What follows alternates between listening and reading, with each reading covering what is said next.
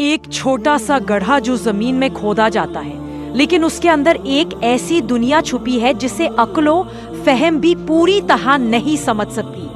ہر زندہ انسان کا آخری ٹھکانہ، چاہے وہ بادشاہ ہو یا فقیر، عالم ہو یا جاہل، مرد ہو یا عورت، سب کو ایک دن اسی مٹی کی آغوش میں جانا ہے۔ قبر صرف مٹی کا گڑھا نہیں، یہ ایک ایسا مقام ہے جو یا تو جنت کے باغوں میں سے ایک باغ ہوتا ہے یا جہنم کے گڑھوں میں سے ایک گڑھا۔ اس کا سکون یا عذاب ہمارے دنیاوی اعمال پر منحصر ہے۔ قبر کی پہلی رات جب انسان دنیا سے رخصت ہوتا ہے، اس کے عزیز و اقارب اسے نہلاتے ہیں، کفن پہناتے ہیں اور قبر میں اتارتے ہیں۔ وہ لمحہ جب جنازہ قبر میں رکھا جاتا ہے، سب کی آنکھیں نم ہوتی ہیں، دل بوجھل ہوتا ہے، لیکن وہ شخص جو چند لمحے پہلے اپنوں کے درمیان تھا اب تنہا ہو گیا ہے۔ قبر کی پہلی رات سب سے زیادہ سخت ہوتی ہے۔ ایک اجنبی جگہ، تاریکی، تنہائی اور خاموشی، صرف مٹی کی لپٹ، کیڑے مکوڑے اور فرشتے جو سوالات لے کر آتے ہیں۔ منکر نکیر کے سوالات۔ قبر میں دو فرشتے آتے ہیں، منکر اور نکیر۔ ان کے چہرے سخت، آواز گرجدار اور انداز بے رحم ہوتا ہے۔ وہ مردے سے سوال کرتے ہیں: ایک، من ربک، تیرا رب کون ہے؟ دو، ما دینک، تیرا دین کیا ہے؟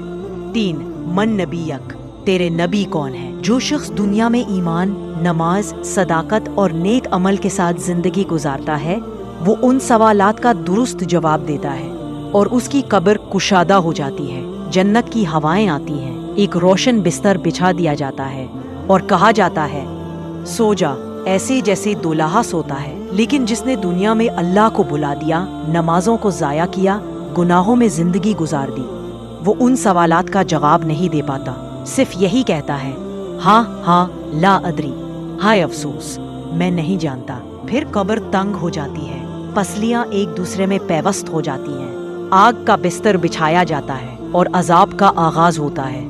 قبر کی تنہائی۔ قبر میں انسان مکمل تنہا ہوتا ہے، نہ ماں، نہ باپ، نہ دوست، نہ دولت، نہ دنیاوی عزت۔ وہاں صرف اعمال کا ساتھ ہوتا ہے۔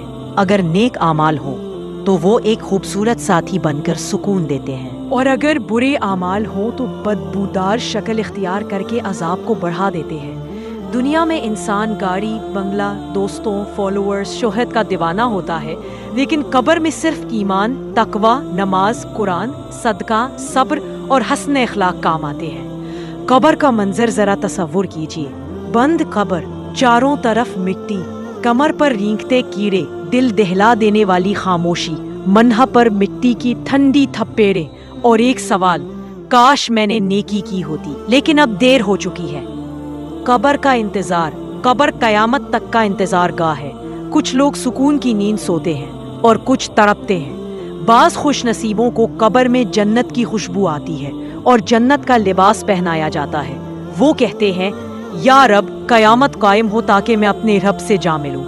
اور بعض بدبخت کہتے ہیں: یا اللہ، قیامت نہ آئے، مجھے مزید مہلت دے دے۔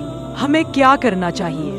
ہمیں سوچنا ہوگا کہ ایک دن ہمیں بھی قبر میں اترنا ہے۔ کیا ہم تیار ہیں اس دن کے لیے؟ کیا ہماری نمازیں مکمل ہیں؟